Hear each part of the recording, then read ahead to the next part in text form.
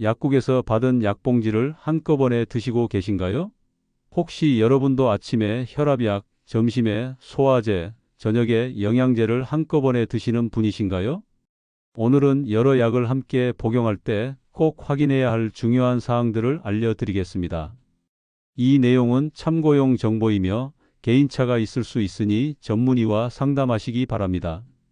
70대 중반의 김 할머니는 고혈압과 당뇨, 그리고 관절염으로 3개의 병원을 다니셨습니다. 각 병원에서 받은 약을 모두 드시던 어느 날 갑자기 어지럼증이 심해지고 속이 메스꺼워 응급실에 가셨습니다. 검사 결과 여러 약의 상호작용으로 인한 부작용이었습니다. 서로 다른 병원에서 처방받은 약들이 함께 작용하면서 예상치 못한 문제가 생긴 것입니다.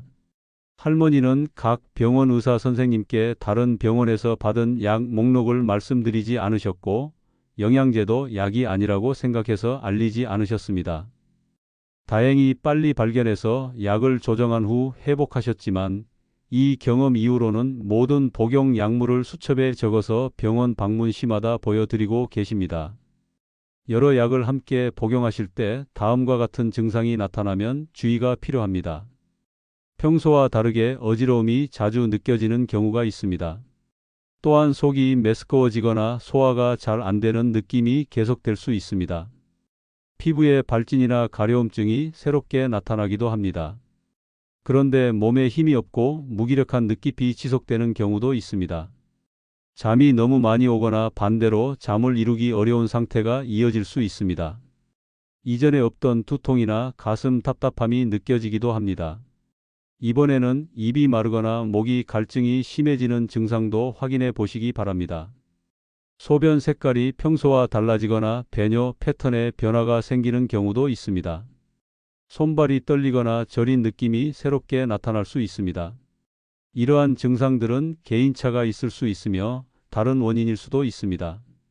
증상이 나타나면 복용 중인 약을 가지고 의료기관을 방문하시기 바랍니다. 첫 번째로 약 수첩이나 복용 노트를 만드는 방법이 있습니다. 현재 복용 중인 모든 약의 이름, 용량, 복용 시간을 적어두시면 좋습니다.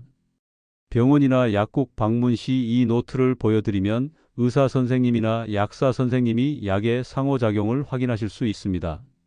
영양제나 건강기능식품도 반드시 포함해서 기록하시기 바랍니다. 두 번째는 한 곳의 약국을 주로 이용하는 방법입니다. 같은 약국을 지속적으로 이용하시면 약사 선생님이 여러분의 복용 약물을 파악하고 계십니다. 새로운 약을 받으실 때 이전 약과의 상호작용을 확인해 주실 수 있습니다. 세 번째로 약 복용 시간을 정리하는 것이 도움됩니다. 어떤 약은 식전에, 어떤 약은 식후에 드셔야 합니다. 또한 일부 약들은 함께 복용하면 흡수가 방해될 수 있어 시간 간격을 두고 드셔야 합니다. 약국에서 받으실 때 복용 시간을 자세히 여쭤보시고 메모해 두시면 좋습니다. 네 번째는 새로운 약을 시작하실 때 며칠간 몸 상태를 유심히 관찰하는 것입니다. 평소와 다른 증상이 나타나면 바로 처방하신 의료기관에 연락하시기 바랍니다.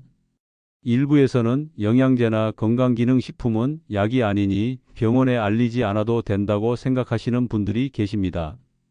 그런데 이것은 잘못된 생각입니다. 비타민이나 미네랄, 한약재 성분도 처방약과 상호작용을 일으킬 수 있습니다.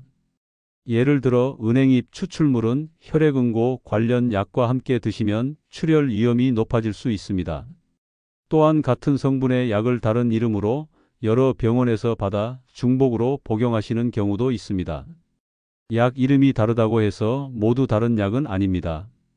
같은 주성분이 들어있을 수 있으니 반드시 확인이 필요합니다. 일부에서는 약을 오래 드시면 내성이 생기니까 임의로 끊거나 줄여야 한다고 말씀하시기도 합니다. 그런데 고혈압약이나 당뇨약 같은 만성질환약은 임의로 조절하시면 오히려 위험할 수 있습니다. 약의 용량이나 복용 여부는 반드시 전문의와 상담 후 결정하셔야 합니다. 또한 친구나 이웃이 드시는 약이 좋다고 해서 같이 드시는 것은 매우 위험합니다. 같은 증상이라도 개인의 건강 상태, 다른 복용 약물, 체질에 따라 적합한 약이 다를 수 있습니다. 먼저 약 보관함을 활용하는 방법을 소개합니다. 요일별, 시간대별로 구분된 약 보관함을 사용하시면 복용을 깜빡하는 일이 줄어듭니다. 일주일치를 미리 정리해 두시면 편리합니다. 그런데 약은 직사광선과 습기를 피해서 보관하셔야 합니다. 화장실이나 주방보다는 서늘하고 건조한 곳이 좋습니다. 냉장 보관이 필요한 약은 약봉투에 표시되어 있으니 확인하시기 바랍니다. 이번에는 약을 드실 때 물과 함께 드시는 것이 중요합니다. 우유나 주스, 커피로 드시면 약 성분의 흡수에 영향을 줄 수 있습니다. 충분한 양의 물과 함께 드시는 것이 좋습니다. 또한 정기적으로 약 목록을 업데이트하시기 바랍니다. 복용을 중단한 약은 지우고 새로 시작한 약은 추가하는 습관을 들이시면 좋습니다. 스마트폰을 사용하신다면 사진으로 약봉투를 찍어 두시는 것도 좋은 방법입니다. 가족이나 보호자분께도 복용 중인 약 정보를 공유해 두시면 응급 상황에서 도움이 됩니다. 특히 거동이 불편하신 분이나 기억력에 어려움이 있으신 분은 가족의 도움을 받으시는 것이 안전합니다. 오늘은 여러 약을 함께 복용하실 때 확인이 필요한 부분들을 알아보았습니다. 약은 올바르게 복용해야 건강에 도움이 됩니다. 복용 중인 모든 약과 영양제를 기록하고 새로운 약을 시작하실 때는 반드시 알려주시기 바랍니다. 약물 복용과 관련된 구체적인 사항은 반드시 전문의나 약사와 상담하시기 바랍니다. 여러분의 건강한 생활을 응원합니다.